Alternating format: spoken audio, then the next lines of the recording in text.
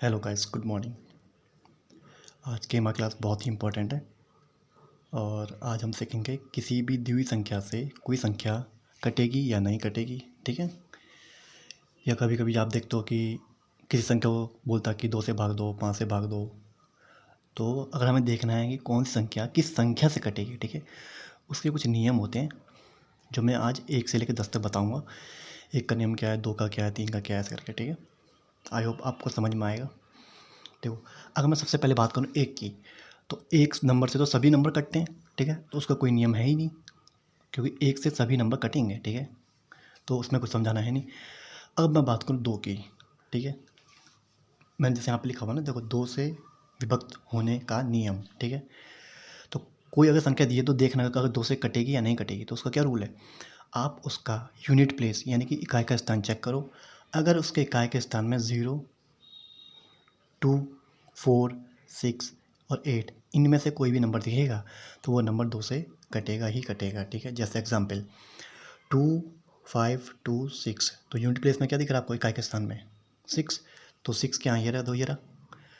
या फिर मैं बात कर सकता हूँ कि अगर आपको यूनिट प्लेस पे इकाई के स्थान पर कोई भी सम संख्या दिखाई देगी तो वो नंबर 2 से कटेगा ही कटेगा। ठीक है। सम नंबर मतलब कौन, जो 2 से कट जाते हैं, जैसे 0, 2, 4, 6 और 8। ठीक है।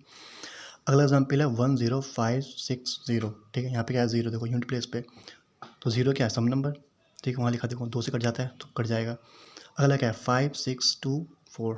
ठीक है। 4, तो 4 क्या है, सम। ठीक है। यानी 2 से कट जाएगा ये। ठीक है। ये तो आसान था। अब देखें अगर हम 3 से विभक्त होने का नियम, ठीक है, 3 से विभक्त होने का नियम चेक करें तो क्या लिखा है, देखो, संख्या का योग, यहाँ से पढ़ना, देखो ये दिख रहा होगा आपको, संख्या का योग 3 से विभाजित हो तो संख्या भी विभाजित होगी। ठीक है, 3 से। ठीक है। ध्यान देना क्या कहा मैंने, फिर से समझा रहा हूँ उसको। 3 से विभक्ति का नियम क्या कहता है कि संख्या का योग, कोई भी जो संख्या दी है आपको, अगर उसका योग 3 से विभाजित हो रहा है, 3 से डिवाइड हो रहा है, तो संख्या भी 3 से डिवाइड होगी। जैसे एग्जाम्पल देखो 1, 3, 2। ठीक है। मैंने क्या कहा, संख्या का योग, तो 1, 3, 2 इनका योग कितना हो जाएगा, 3, 2, 5 और 6, और 6 3 से जाता है। इसका मतलब 132 भी 3 से जाएगा ही जाएगा। तो कोशिश करो, 3 चौक 12, एक बचेगा, 3 चौक 12 कट रहा है। ठीक है।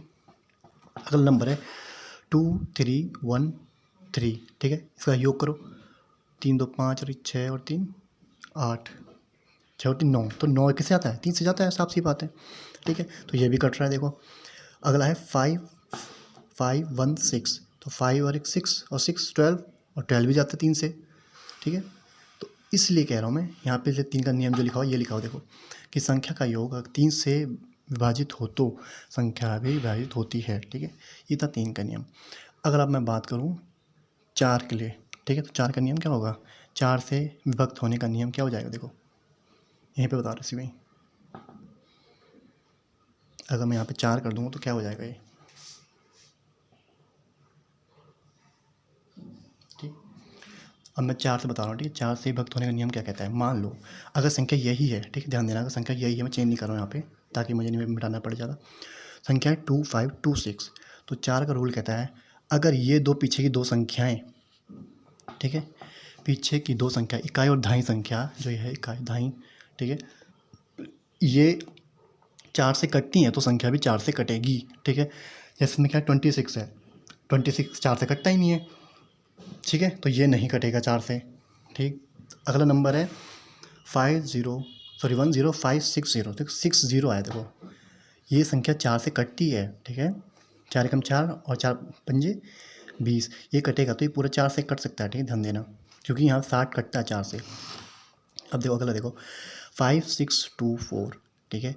इसका क्या है 5624, इसमें लास्ट में क्या आ रहा है, देखो इकाई दहाई के प्लेस पे 24 आ रहा है, और 24 4 से कटता है, तो इसका मतलब ये संख्या भी 4 से कटेगी। ठीक है।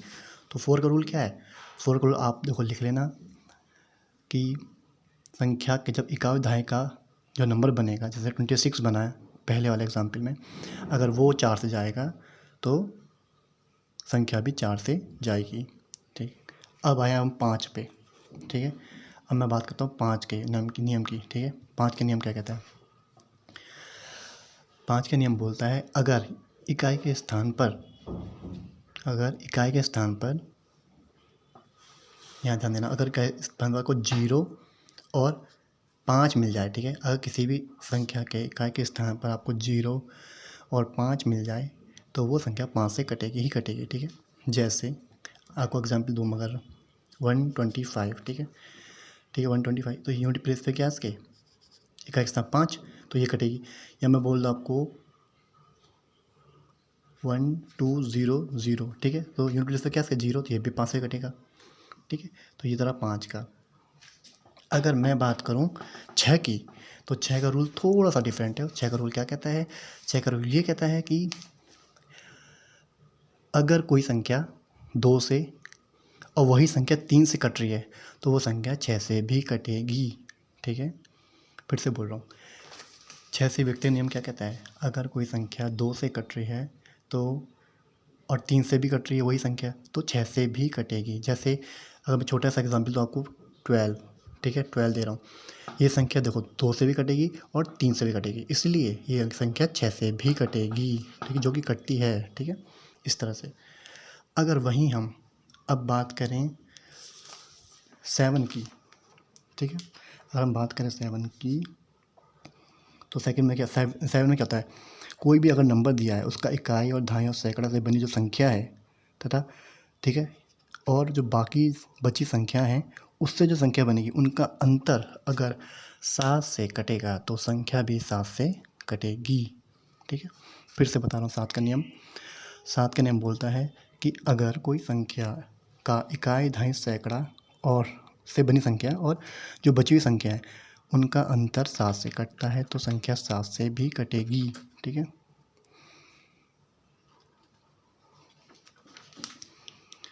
अब बात करूँ मैं 8 की, तो 8 का नियम क्या बोलता है?